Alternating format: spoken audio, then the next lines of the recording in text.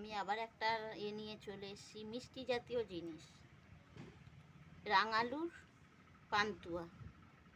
রাঙালু আছে, বেশি উপকরণ লাগবে না, রাঙালু, ময়দা, দুধ, আর এখানে চিনি শিরা করে রেখেছি।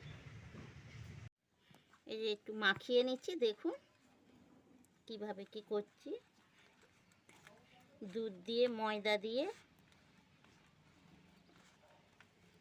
পান্তুয়া সাইজের, যে যেরকম আকার করবে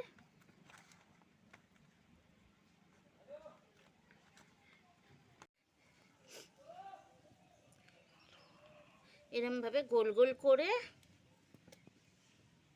তারপরে তেলে আমি ভেজে নেব।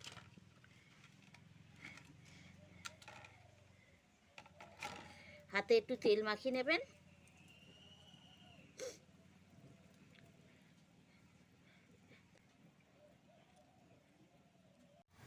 এবার এগুলোকে, তেল গরম হয়ে গেছে, আমি ছেড়ে দিচ্ছি, ভেজে নিচ্ছি আস্তে আস্তে করে।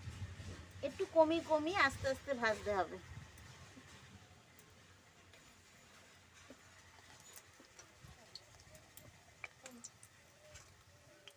লাল লাল করে ভাজতে হবে, প্রচুর হাওয়া দিচ্ছে।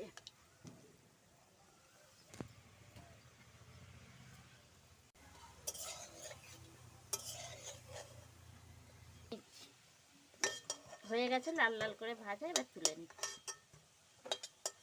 পারেন, আমি বড় বড় করে করেছি।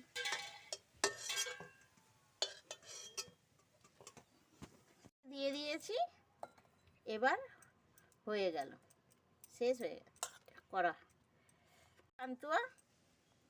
এবার হয়ে গেছে পান্তুয়াটা, এবার ঠিক আছে, নামিয়ে নেব।